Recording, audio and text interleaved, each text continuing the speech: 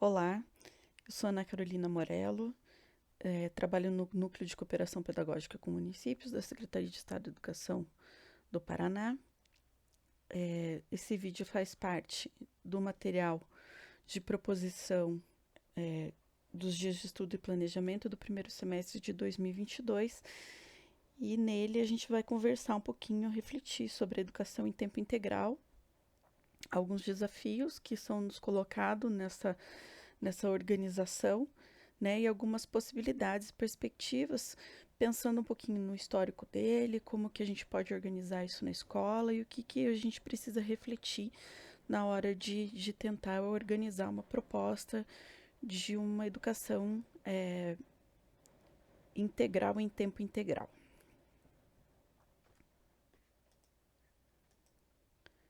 Então, esse primeiro slide aqui, eu não vou passar o vídeo para vocês, né? Não vou mostrar para vocês, mas fica como sugestão.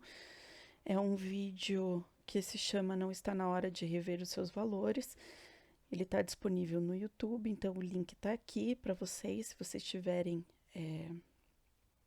vontade de assistir. E ele mostra um violinista que faz bastante famoso, né? Que faz uma apresentação em um metrô em Londres. E aí, por conta das pessoas não saberem quem é ou não, mesmo não prestarem atenção naquilo que acontece ao redor, eles acabam não percebendo toda a riqueza do que está acontecendo ali naquele momento. Que é o mesmo que a gente pode ver nessa citação, nesse trechinho que eu trouxe para vocês, do Otto Lara Rezende. Então ele diz assim: se eu morrer, morre comigo um certo modo de ver, disse o poeta. Um poeta é só isso, um certo modo de ver. O diabo é que, de tanto ver, a gente banaliza o olhar. Vê não vendo. Experimente ver pela primeira vez o que você vê todo dia, sem ver. Parece fácil, mas não é. O que nos cerca, o que nos é familiar, já não desperta curiosidade. O campo visual da nossa rotina é como um vazio. Você sai todo dia, por exemplo, pela mesma porta. Se alguém lhe perguntar o que você vê em seu caminho, você não sabe. De tanto ver, você não vê. O hábito suja os olhos e lhes baixa a voltagem. Mas há sempre o que ver. E vemos? Não, não vemos. Então, a ideia desse poema, né, que eu trouxe para vocês, do Otto Lara Rezende, que se chama Vista Cansada, é justamente refletir sobre o quanto a gente banaliza as coisas pela rotina, né? Por se acostumar com uma determinada situação. Então a gente acaba vivenciando, vivendo todo dia a mesma coisa e acaba deixando de perceber, de olhar, né, de refletir acerca do que acontece ao nosso redor, né, de coisas que podem ser importantes e ricas e a gente acaba não notando por conta dessa vista cansada, né, desse cotidiano, dessa rotina que acaba engolindo a gente e a gente não se percebe. E assim é um pouco da gente enquanto profissional da educação, né? Enquanto professor, enquanto pedagogo, enquanto direção, a gente acaba se habituando e entrando numa rotina em que a gente esquece de prestar atenção naquilo que está ao nosso redor. E esse é um desafio não só para a nossa vida, mas também para pensar a proposição e a organização da educação integral em tempo integral, né, da ampliação do tempo na escola. Então, a partir dessa reflexão, acho que traz um pouquinho dessa charge da Mafalda, e ali tá um pouquinho difícil de ler, mas ela diz assim: às vezes vocês não se sentem um tanto indefinidos, e acho que pensar uma organização de educação integral numa escola que tem um tempo ampliado, independente da organização, e a gente já vai falar dessas possibilidades um pouquinho mais para frente no vídeo, é dessa indefinição, né, do que fazer com esse tempo ou como fazer com esse tempo, né? E aí a gente ouve muitas vezes os professores falando, né? Mas como que eu vou colocar mais coisa, né? Se eu tenho pouco tempo para trabalhar aquilo que eu realmente preciso. Se o tempo que eu tenho na escola já não é suficiente, como que eu vou colocar mais coisa, né? Naquele currículo que às vezes já parece aquele tempo, né, para trabalhar aquele currículo já é insuficiente. Como que eu vou inserir mais coisa ainda? Eu vou acabar não dando conta de fazer aquilo que realmente precisa ser feito. Então, por conta disso que eu trago, né, essa charge para fazer essa reflexão, no sentido de como pensar em mudança ou pensar em outras possibilidades nos deixa um tanto aflitos, né? Porque sai da nossa zona de conforto e exige que a gente reflita e pense outras possibilidades além daquela que a gente está acostumada e além daquelas que a gente já tem enquanto formação, né? Da cultura da escola, do tempo, da carteira, do aluno sentado, escutando o professor, enfim. É, penso que é isso que é importante da gente refletir. Então, retomando um pouquinho do histórico da educação em tempo integral aqui no Brasil, na década de 20 e 30, a gente teve um movimento de democratização da escola primária, né? Então, houve um movimento para ampliar esse acesso das crianças nessa escola primária, que à época seria da primeira série, da primeira à quarta série, né? Lá naquela legislação daquela época.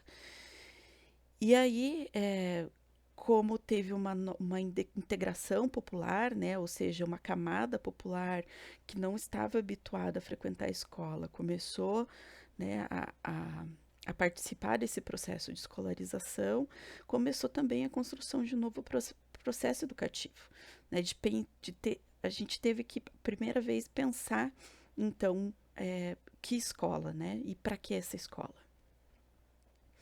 Justamente porque a gente tinha um público muito específico e muito seleto que frequentava a escola, e a partir desse processo de democratização, então eu comecei a ter outros públicos, começaram-se, né, a ter outros públicos de outras camadas, né, populares e sociais, adentrando então nesse processo de escolarização. A primeira ideia, então, de tempo integral surgiu em 1950, em Salvador, nas chamadas Escola Parque, né, no Centro Carneiro Ribeiro, era o nome do local. E foi essa Escola Parque, ela foi idealizada por Anísio Teixeira. Então, ela tinha uma característica muito forte de que de manhã as crianças iriam para as escolas classe, que seriam as escolas convencionais de instrução intelectual, ou seja, a aula do currículo, né, as disciplinas, os componentes curriculares, os conteúdos, enfim. E à tarde, essas crianças, então, saíam dessas escolas classe e se dirigiam a essas escolas parque, que seriam centros de atividade extracurricular, né? Então, eram várias atividades que eram ofertadas, sociais, de educação física, de arte, né? Num sentido de, de ofertar outras possibilidades a esses alunos, né?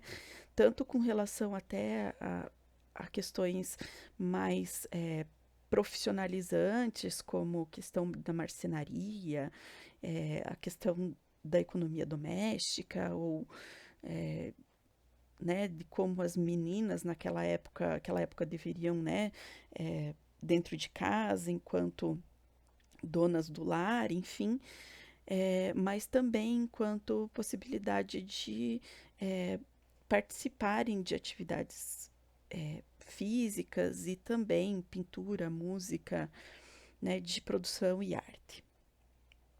Então, era pensar que ele pudesse ter uma formação mais integral, no sentido de ter de manhã nas escolas classe uma educação, uma instrução, enquanto conteúdo, enquanto aquisição do conhecimento, e à tarde, essas atividades de valor mais cultural, né?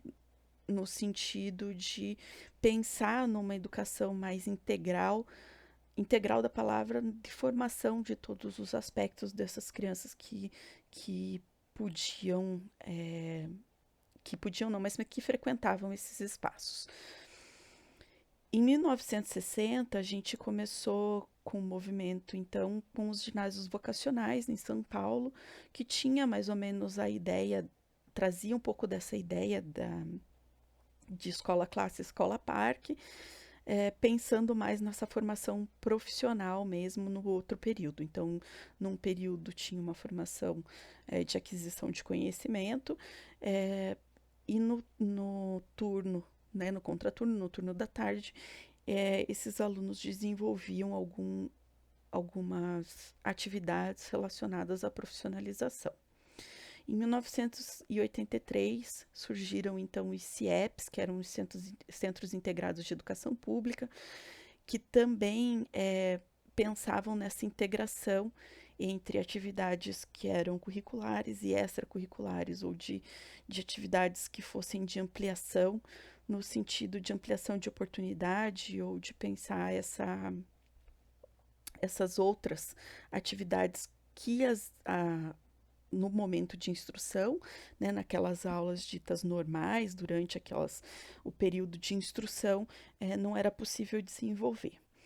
No entanto, ela foi descaracterizada, né? Esses CIEPs foram descaracterizados e deixados um pouco de lado justamente pela alegação de que era muito caro manter, né, esses centros, porque demandava um custo muito alto, porque a criança, né, os alunos chegavam de manhã, iam embora à tarde, tinha que ter almoço, né, alimentação, lanche, fora todo a questão de estrutura, de materiais, de pagamento de profissionais que fossem adequados para desenvolver essas atividades, enfim. Com a publicação da LDB, né, em 96, a gente teve um artigo, o 34, que trouxe, então, essa outra possibilidade, né, de que a jornada escolar no ensino fundamental incluiria, então, pelo menos 4 horas de trabalho efetivo em sala de aula, sendo progressivamente ampliado o período de permanência na escola. Então, desde a publicação da LDB, em 1996, a gente já teve esse movimento de trazer para o aspecto legal a necessidade de ampliar esse tempo de permanência dos estudantes na escola, principalmente pensando na educação básica. E aí a gente teve em 2001, quando foi homologado o Plano Nacional de Educação, nosso último Plano Nacional de Educação, que fosse então reivindicado nessa modalidade, principalmente para as camadas sociais mais necessitadas, tanto do ensino fundamental quanto da educação infantil. E aí, posteriormente, isso foi trazendo discussão, inclusive, para ampliar o tempo de permanência dos jovens na escola, né, no ensino médio. E aí o Plano Nacional de Educação trazia, então, que seria uma jornada de no mínimo 7 horas diária, para que esses alunos, né, esses estudantes permanecessem durante esse tempo integral na escola. Ele trouxe a necessidade dessa implementação progressiva e uma meta foi bastante audaciosa, digamos assim, né, quando ele trouxe a questão dessa implementação progressiva e de uma necessidade de um percentual de oferta maior. No entanto, ele não diz o que era, né, de responsabilidade dos municípios, dos estados, do Distrito Federal ou da União, qual era essa meta e qual essa era a responsabilidade. Então, ele diz, o Plano Nacional de Educação traz essa necessidade de implementação dessa ampliação progressiva, né, do tempo de permanência do estudante na escola, mas ele não traz a especificidade de quem é responsável pelo quê e quando que deve ser alcançado. É, a meta 6, então, dizia, né, do Plano Nacional de Educação, que deveria, no mínimo de 50% das escolas públicas, ofertar, ou seja, 25, ou de forma a atender pelo menos 25% dos estudantes da educação básica em tempo integral, com um mínimo de 7 horas diária. Ainda assim, mesmo que seja que essa lei tenha sido aprovada lá em 2014, né, a lei do Plano Nacional de Educação, a gente ainda não teve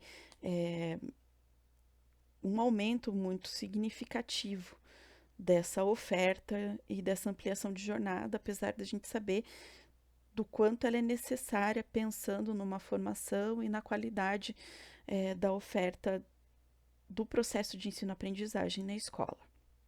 A gente teve um movimento grande com relação a uma indução de ampliação do tempo com alguns programas federais, principalmente com o programa Mais Educação, mas isso acabou perdendo força ao longo do tempo e hoje a gente não tem essa característica muito discutida, né? Então nós temos por parte dos governos estadual e municipais ações e a gente percebe todo o movimento de vontade de ampliação do tempo, mas a gente não tem muito esse movimento pelo governo federal.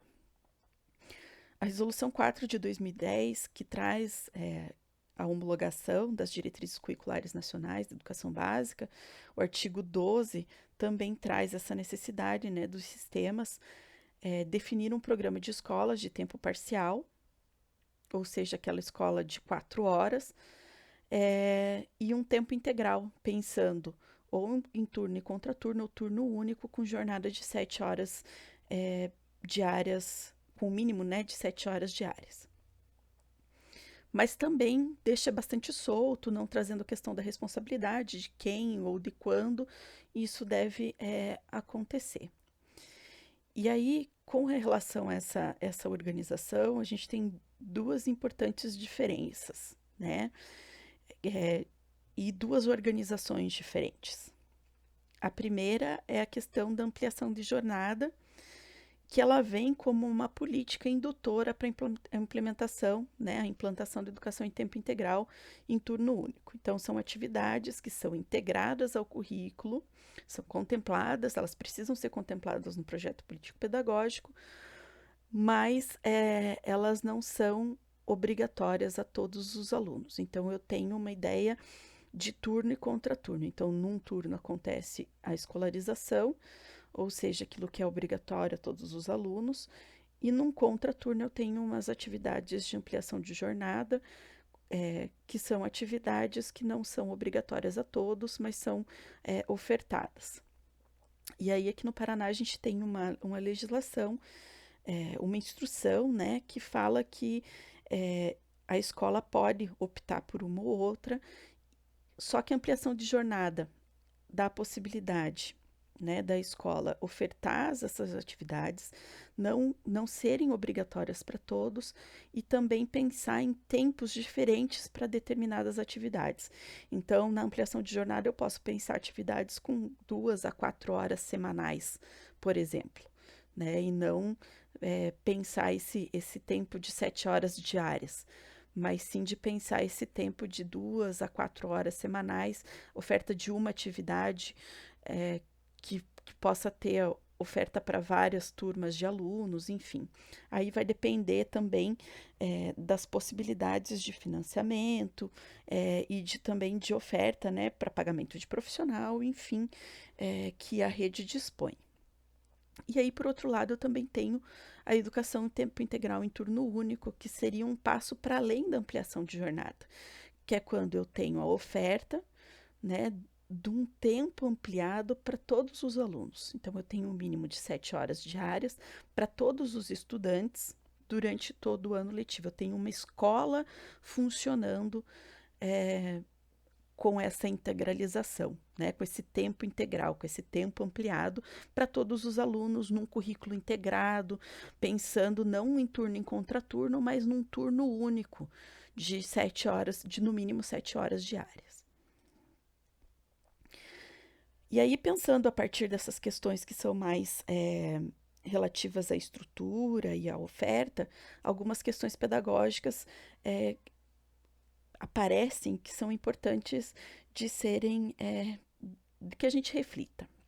Então, a primeira delas é que é preciso pensar, repensar a temporalidade do currículo, né? Ou seja, quanto tempo eu tenho para trabalhar determinados conteúdos e para trabalhar os objetivos aos quais eu defini no projeto político-pedagógico da escola, na proposta pedagógica curricular.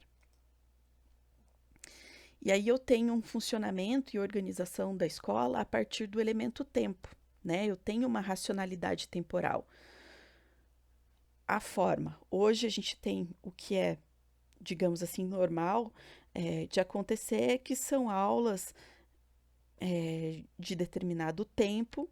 Então, eu tenho uma carga horária para determinado componente curricular e eu organizo aquela estrutura dentro daquele tempo, né? Então, por exemplo, das 7h30 às 11h30, com 20 minutos de intervalo para recreio e lanche, enfim, um tempo para o aluno poder lanchar e brincar um pouco. E aí eu divido aquela carga horária dentro de sala de aula entre os componentes curriculares e os conteúdos que eu preciso trabalhar a partir das normativas. Só que quando a gente pensa em tempo ampliado, eu penso numa ampliação desse tempo, né? Principalmente quando eu falo de turno único. Eu não preciso trabalhar mais coisas, mas eu tenho um tempo maior para trabalhar aquelas mesmas coisas que são que eu que a escola de tempo parcial, ou seja, de 4 horas, trazem como obrigatórias. Então, eu preciso pensar, né, esse tempo, essa forma de organização dentro dessa racionalidade temporal, dessa racionalização do tempo. Então, como que eu vou organizar determinados conteúdos e objetivos de aprendizagem em um tempo que não se restringe a só um turno, né? Mas a um turno ampliado, um turno parcial, mas um turno ampliado.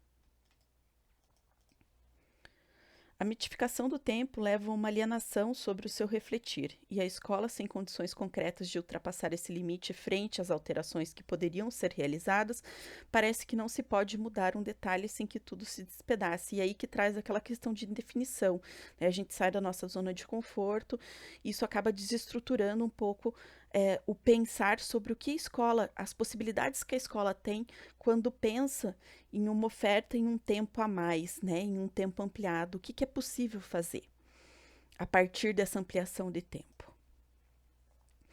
E aí eu trago um pouquinho para vocês o mito de Cronos e Kairos, um mito grego, e a partir de dois deuses, né? Então, o Cronos, que é o tempo contado, o tempo do relógio, o tempo que nos escraviza, o tempo que precisa ser contado, e o tempo de Kairos, o tempo de Cronos, que é aquele tempo cronometrado, aquele tempo do relógio, e o tempo de Kairos, que é o tempo vivido, o tempo aproveitado, o tempo desfrutado, né? Então, e pensar a estrutura da escola de tempo integral é não ficar preso ao Cronos, mas poder ampliar as possibilidades para se vivenciar uma questão de usufruir desse tempo com qualidade, né? Numa perspectiva aí do mito de Kairos. E aí, uma das coisas que a gente precisa refletir é a questão da qualidade versus o tempo que a gente tem disponível, né? E o Arroyo nos traz uma contribuição bastante importante quanto a isso. Ele fala assim: limitarmos-nos a oferecer mais tempo da mesma escola, ou mais um turno extra, ou mais uma educação do mesmo tipo de educação, uma dose a mais para garantir a visão tradicional do direito à escolarização. Né?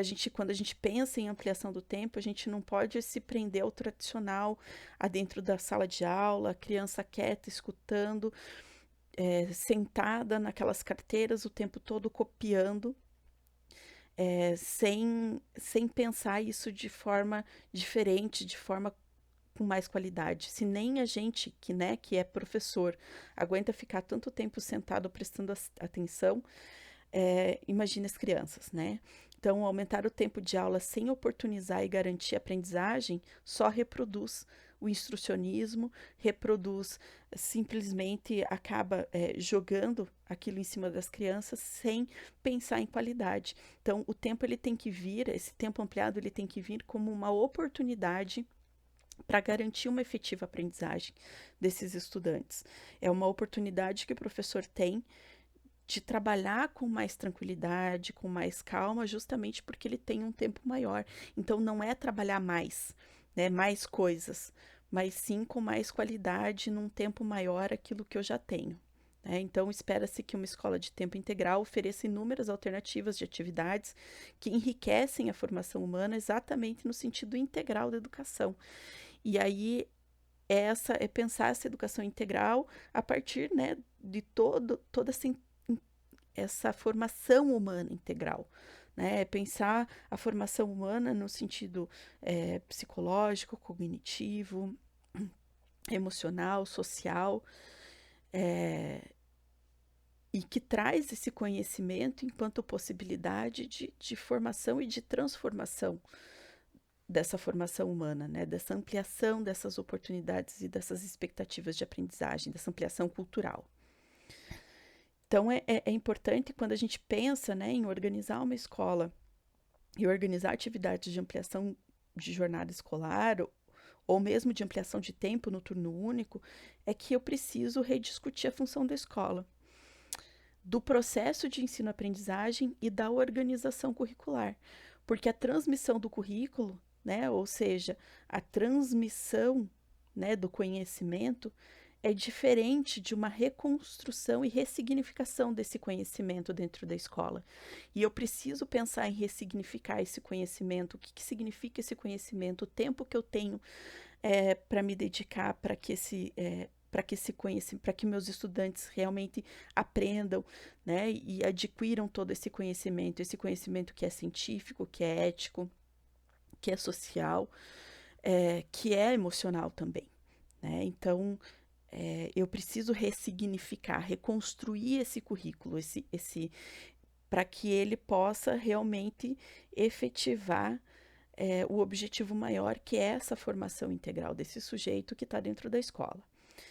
Então, a proposta da educação em tempo integral, seja ela em turno único ou turno e contraturno, não deve ser focada em ensinar mais, mas em ensinar melhor, em ter outras oportunidades de aprendizagem. O currículo é o mesmo, independente do tempo de permanência do aluno da escola, seja aquele aluno que fica 4 horas num tempo parcial, ou seja aquele aluno que fica 5, 6, 7, 8 horas dentro da escola. Eu não vou arrumar mais coisas para ele aprender, mas eu preciso sim utilizar aquele tempo para que ele aprenda mais. E isso significa ensinar melhor, não mais coisas, porque o currículo está posto. Né? E o currículo ele precisa ser pensado, é uma unidade que precisa ser pensado, e eu tenho essas possibilidades a partir daquele tempo que me tem disponível. Então, eu não vou inventar mais coisas para trabalhar, né? Mas eu vou ter mais tempo para poder desenvolver esse processo de ensino-aprendizagem com mais qualidade. E é dentro dessa perspectiva que eu tenho, então, o horário estendido como uma ampliação de oportunidade e uma ampliação de situações significativas também, para que haja uma promoção de uma aprendizagem, né? Uma aprendizagem com sentido, com significado para o estudante. E aí eu preciso superar, inclusive, esse dualismo, né? Que o Arroyo traz isso muito forte, esse dualismo antipedagógico do turno e do contraturno. Na verdade, eu preciso pensar o tempo, independente de onde e quando ele aconteça. Né? Se é na sala de aula da escolarização, ou se é na oficina, ou na turma dos projetos, ou mesmo no pátio da escola, ou dentro da quadra, enfim, de onde e quando ele aconteça, eu preciso pensar que existe um único currículo que eu preciso desenvolver, e que o tempo me permite, a ampliação do tempo me permite uma ampliação de oportunidade. Então, o currículo, ela precisa prever essa integração, né, essa articulação entre aquilo que é a base comum, ou seja, aquilo que é obrigatório, o componente de língua portuguesa, de matemática, de história, de geografia, de ciências, com aquilo que eu promovo enquanto atividade de ampliação, né, enquanto ou componente, né, da parte diversificada dentro do turno único. Elas precisam estar articuladas. Quando eu trago uma proposta, por exemplo, de uma atividade de desenvolvimento de cultura corporal dentro da educação física, eu não vou partir do nada, eu não vou inventar novas coisas para ensinar. Eu parto do currículo que a educação física me traz enquanto cultura corporal e para eu desenvolver, né? E aí eu posso aprofundar naquele tempo que eu tenho a mais. Eu não preciso inventar novas coisas, mas eu tenho toda uma possibilidade de aprofundamento que o tempo parcial não me permite. O Sacristã e o Gomes nos traz, então, que o currículo define um território prático, né? Ele é prático porque ele é colocado em prática.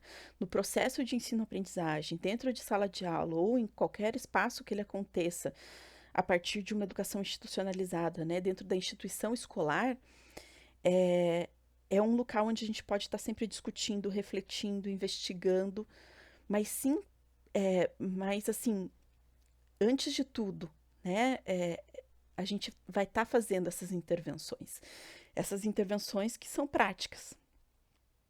E aí eu tenho esse método, esse desafio, né, entre método e objeto, entre conteúdo, objetivo de aprendizagem e como eu vou trabalhar, né, esse método, como eu vou trabalhar esses objetivos para que as crianças realmente aprendam, para que elas realmente se desenvolvam dentro desse processo de ensino-aprendizagem.